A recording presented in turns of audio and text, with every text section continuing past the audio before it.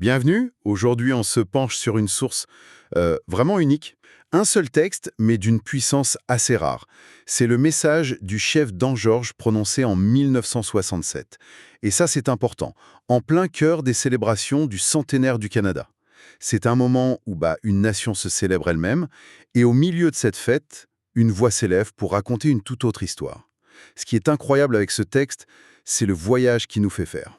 On commence dans un monde presque mythique, on est ensuite plongé dans une tragédie pour finalement en ressortir avec une vision et un espoir presque inimaginables.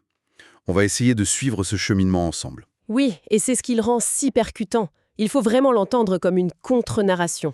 Une contre-narration, c'est le mot juste. Il ne s'agit pas juste d'un discours, c'est un miroir qui est tendu à la nation qui célèbre. Et ce miroir renvoie une image. Une image complexe, douloureuse, très loin de l'autocongratulation de 1967. D'accord. C'est une pièce maîtresse pour comprendre que l'histoire canadienne, c'est pas un bloc monolithique. Alors, commençons par le début de ce voyage. La première partie du discours est d'une poésie. Saisissante, oui. Il ne commence pas par une revendication, mais par l'évocation d'un monde d'avant. Il parle des forêts, qui lui donnaient, je cite, « ma viande et mes vêtements ». C'est ça. Des rivières, où les poissons scintillaient et dansaient au soleil. Ça a presque des allures de mythe. Exactement. Et on peut se demander pourquoi commencer comme ça. Oui, pourquoi? Alors, on pourrait y voir une simple nostalgie, un regret pour un passé idéalisé. C'est la première lecture qu'on pourra en avoir? Et je crois que c'est beaucoup plus stratégique que ça et plus profond. En fait, il ne décrit pas seulement un paysage, il établit une ligne de base. Il définit ce qui a été perdu. Ah, d'accord. Ce monde qu'il décrit, c'est un monde d'autosuffisance totale, de souveraineté naturelle. C'est vrai, il y a cette phrase incroyable où il dit que l'eau des rivières semble l'inviter « Viens, viens et mange de mon abondance C'est une relation de réciprocité. ». Pas d'exploitation. Et puis, cette idée de liberté absolue. Son esprit, il dit « Comme les vents parcouraient autrefois tes bonnes terres Voilà, c'est une liberté qui est un état de fait, un état d'être, quoi. ». C'est ça. Et en établissant ce point de référence, il donne une mesure à la perte qui va suivre. D'accord, tout est mesuré par rapport à ça. Exactement. Chaque injustice, chaque privation qu'il va énumérer est comparée à cette plénitude originelle. Sans cette première partie, la suite serait une liste de griefs. Oui, juste une liste. Avec cette introduction, ça devient le récit d'une chute. La perte d'un paradis, c'est la fondation de tout le texte. Et la chute, elle est vertigineuse de changements de ton et d'une brutalité. Complètement. On passe de la poésie des vents et des rivières à cette phrase « une seule point ». Les 100 longues années depuis l'arrivée de l'homme blanc. Et là, tout bascule. La liberté disparaît. Et la métaphore qu'il utilise pour ça, elle m'a toujours frappé. Le saumon. Oui, j'ai vu ma liberté disparaître comme le saumon partant mystérieusement vers la mer. Cette image est d'une richesse incroyable. Le saumon, c'est le cycle, la nature. La vie. C'est ça, la vie qui suit son cours ancestral. Et en associant la perte de liberté à son départ, il dit que l'ordre naturel du monde a été brisé. C'est plus qu'une simple loi. C'est contre nature. Et le mot mystérieusement est capital. Ça montre l'incompréhension de celui qui subit. Et cette perte, il la rend physique. Il ne la décrit pas en termes abstraits. Non, pas du tout. Il parle des étranges coutumes de l'homme blanc qui l'ont oppressé jusqu'à ce que je ne puisse plus respirer. On passe du vent à la suffocation. C'est une violence. Et on touche là au cœur de l'expérience coloniale qu'il décrit. C'est une question existentielle. Ne plus pouvoir respirer. C'est la négation même de l'espace vital. Le territoire perdu n'est pas seulement géographique, il est aussi l'espace intérieur. L'air qu'on respire. Donc on a la perte de la terre, cette suffocation, mais ça ne s'arrête pas là. Non. Il montre que la colonisation s'attaque à l'esprit même, à l'identité. Et ça commence par les mots, n'est-ce pas? Absolument, par le langage. Il dit « Quand j'ai combattu pour protéger ma terre et mon foyer, on m'a traité de sauvage. » C'est le retournement sémantique classique de la colonisation. Un acte de légitime défense est redéfini comme un acte barbare. Le langage devient une arme. Exactement. En traitant le défenseur de sauvage, l'agresseur, lui, se donne le rôle du civilisateur. C'est une inversion morale. Et il continue sur cette lancée. Quand je n'ai ni compris ni accueilli son mode de vie, on m'a traité de paresseux. Toute résistance culturelle est transformée en défaut moral. C'est ça. Puis vient la perte du politique. Quand j'ai essayé de gouverner mon peuple, on m'a dépouillé de mon autorité. On voit se dessiner un processus méthodique, presque une feuille de route. On dirait une description clinique. C'est ça, une description clinique de la manière dont on démantèle une société. On prend la terre, on diabolise la résistance, on pathologise la différence, puis on décapite la structure politique. Et ça crée un cercle vicieux. Tout à fait. On brise la colonne vertébrale de la communauté pour ensuite prouver qu'elle a besoin d'être gouvernée de l'extérieur. L'étape suivante dans ce processus, et peut-être la plus terrible, c'est l'effacement. Oui, Il dit ma nation a été ignorée dans vos manuels d'histoire ». Et cette phrase me laisse sans voix à chaque fois. laquelle? Ils étaient à peine plus importants dans l'histoire du Canada que les bisons qui parcourent les plaines. C'est la déshumanisation ultime. Être réduit à de la faune. Ce n'est même plus être l'ennemi. C'est ne plus être un acteur de l'histoire du tout. On est relégué au statut d'objet, de ressource naturelle. Si on n'a pas d'histoire. On n'a pas de légitimité à réclamer un futur. Il ajoute à ça le fait d'être ridiculisé dans vos pièces de théâtre et vos films. La caricature qui remplace l'identité. Oui, Et il termine cette section en parlant de votre eau de feu, l'alcool qui mène à l'oubli. c'est un portrait complet, un réquisitoire implacable, couche par couche. La terre, le corps, l'esprit, la structure sociale, la mémoire, et enfin, la conscience elle-même. C'est une dépossession totale. Voilà. Et c'est seulement après avoir établi tout ça qu'il pose sa question centrale. Oui, et il faut imaginer la scène. On est en 1967, une salle remplie de dignitaires. De gens venus célébrer, Exactement. Et après ce tableau terrible, il les regarde et leur demande « Au Canada, comment puis-je célébrer avec toi ce centenaire ?» l'effet a dû être cataclysmique. C'est le moment de la confrontation.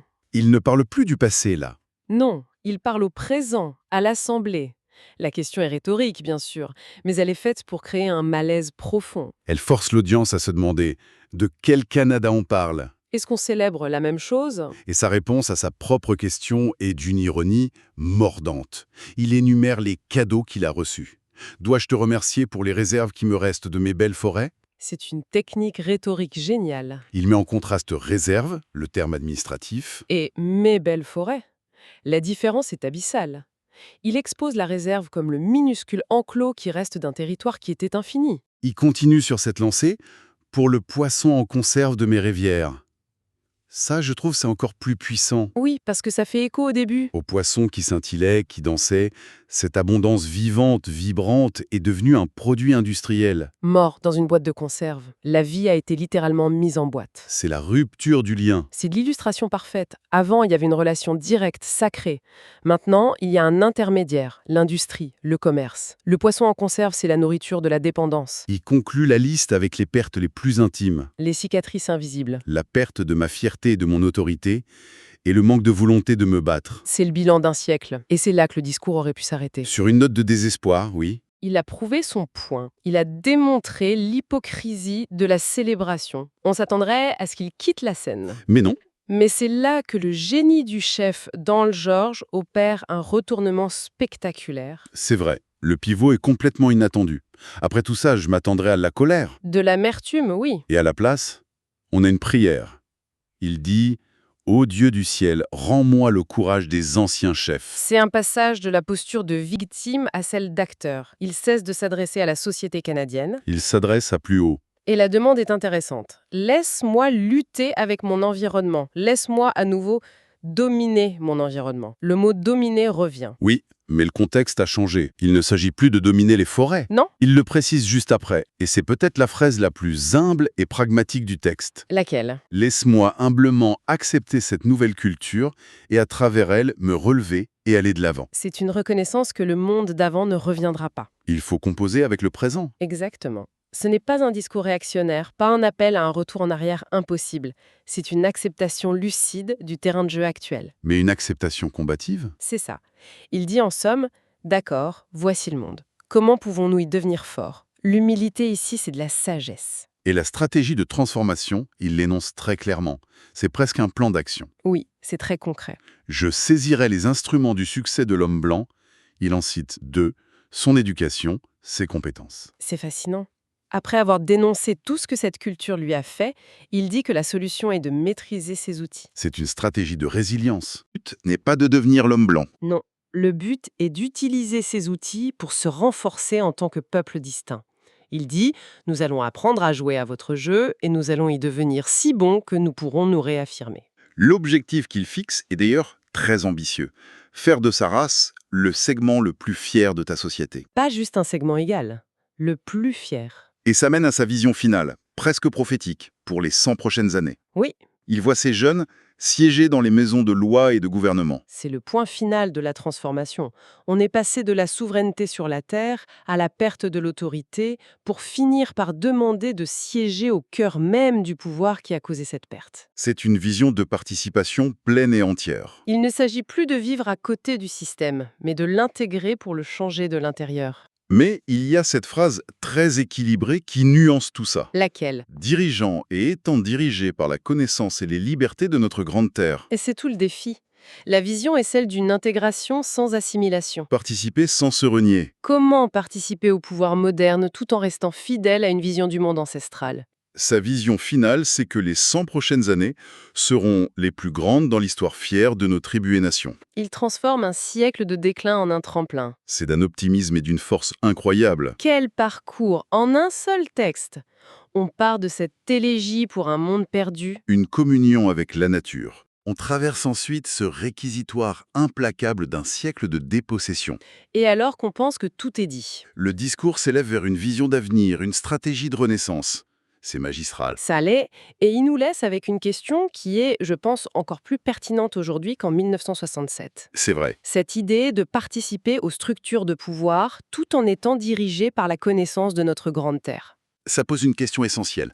Comment peut-on opérer efficacement à l'intérieur de systèmes politiques, légaux, économiques, qui ont été conçus par une autre culture, selon une autre logique, Tout en restant fidèle à ses propres valeurs. profondément ancrée dans sa propre vision du monde? Ce n'est pas juste un défi pour les peuples autochtones, c'est une question qui se pose à tous ceux qui cherchent à préserver une identité forte dans un monde globalisé. Comment naviguer dans les systèmes des autres? Sans perdre son âme. Voilà. Le chef Dan George ne nous donne pas de réponse toute faite, mais il encadre le défi avec une clarté et une noblesse qui continuent de résonner.